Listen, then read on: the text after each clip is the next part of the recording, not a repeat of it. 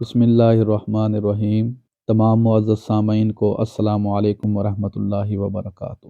معزز سامعین، عوام بنیادی مسائل اور ضروریات کے اعتبار سے اس حد تک پریشانی میں مبتلا کر دیے گئی ہیں کہ وہ پانی، بجلی، خالص اور سستی غذا کے حصول کے لیے بھی سراپا احتجاج ہیں۔ دنیا بھر میں جمہوری حکومتیں اپنی عوام کو ناجائز منافع خوروں سے بچانے کے لیے اور سرکاری نرخوں پر اشیاء خورد و نوش کی فراہمی کو یقینی بنانے کے لیے تمام وسائل اور ریاستی طاقت بروئے کار لاتی ہیں، مگر پاکستان میں معاملہ الٹ ہو چکا ہے۔ عوام کا مزاج احتجاج احتجاج احتجاج بن چکا ہے۔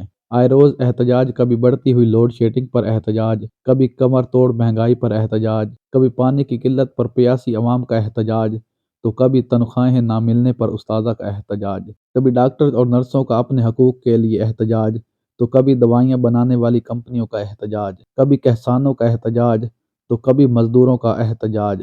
بنیادی حقوق سے محرومی، مہنگائی، غربت، بے روزگاری، ظلم و زیادتی، قتل و غارت، بے حسی، دہشت گردی، ناانصافی وغیرہ، یہ تمام وہ عوامل ہیں جو مل جائیں تو موجودہ پاکستان بنتا ہے۔ بدقسمتی سے پاکستان کی 70 سالہ تاریخ میں وطن عزیز کو باصلاحیت اور اہل قیادت میسر نہ آ سکی۔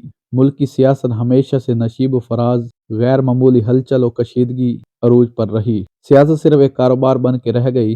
لوٹ مار، کرپشن، بدعنوانی، گالی گلوچ، ذاتی مفادات کے لیے ایک دوسرے کی کردار کشی مقتدر طبقہ کا وتیرہ بن چکا ہے۔ ملک کے تمام تر وسائل پر حکمرانوں، جاگیرداروں، وڈیروں اور سرمایہ داروں کا قبضہ ہے، جبکہ عوام کو تمام بنیادی ضروریات سے محروم کر دیا گیا ہے۔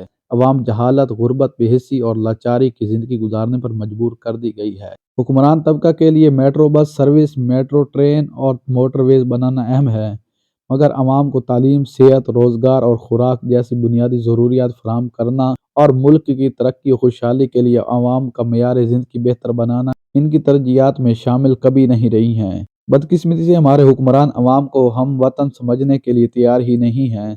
جس ملک کی عوام بنیادی تعلیم سے ہی محروم کر دی گئی، وہاں شعور نہ پیدا ہو جاتا ہے۔ شعور و آگاہی سے محروم اقوام کبھی بھی ترقی نہیں کر سکتی۔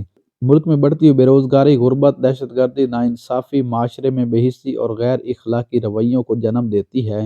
ایسے معاشرے پیار، محبت، اخلاق، برداشت اور مدد و نصرت کی بجائے خود غرضی، انتقام اور نفرت کا نمونہ پیش کرتے ہیں۔ عوام کو بنیادی ضروریات میں الجھا دینے والے حکمرانوں کا مقصد حیات صرف اپنے اقتدار کو طوالت دینا ہے اور دولت کو بڑھانا ہے۔ ان کے شر سے نہ ادارے محفوظ ہیں، نہ عوام اور نہ ملک کی عزت و سالمیت۔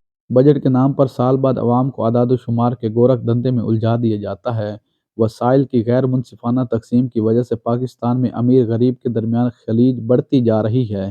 بنیادی ضروریات کو ترسنے والے پاکستان کی نصف سے زیادہ آبادی اپنی ضروریات زندگی کو پورا کرنے کے لیے حلال و حرام اور جائز و ناجائز کا فرق مٹانے پر مجبور ہے۔ پاکستان میں نہ دولت کی کمی ہے، نہ وسائل کی کمی۔ ملکی خزانے میں سے ہر سال کم از کم 80 کروڑ روپے سرکاری محلات کی حفاظت، مرمت، تزئین و آرائش کے لیے خرچ کیے جاتے ہیں۔ وطن پاکستان کو صرف نااہل حکمرانوں کی عیاش اور کرپشن لے ڈوبی۔ ایک منسٹر پر غریب عوام کا سالانہ خرچ 3 کروڑ 20 لاکھ روپے ہے۔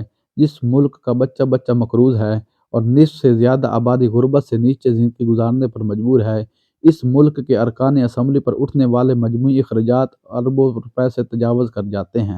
اگر ہم دنیا کے ترقی یافتہ ممالک میں سے صرف امریکہ کی مثال لے لیں تو وہاں صورتحال اس کے بالکل برعکس ہے۔ وہاں کا صدارتی محل پنجاب کے گورنر ہاؤس سے بھی چھوٹا ہے۔ امیر ترین ملکوں کے وزیر اور سرکاری افسران عام فلیٹوں میں رہتے ہیں، جبکہ پاکستان میں عیاش پرست فرعونی کردار رکھنے والے حکمرانوں کو ملنے والے بے جا پروٹوکول اور آسائشوں نے ملک کی معیشت کو تباہ کر دیا ہے۔ ان تمام حالات کی بنیادی وجہ ہمارا موجودہ انتخابی نظام ہے۔ اس غریب دشمن استحصالی نظام میں انقلابی اصلاحات کی ضرورت ہے۔ آج سیاست نہیں، ریاست پاکستان کو بچانے کے لیے باشعور قوم درکار ہے۔ 1947 میں ہمارے پاس باشعور قوم تھی لیکن وطن نہ تھا، جبکہ آج وطن عزیز کو بچانے کے لیے باشعور قوم درکار ہے۔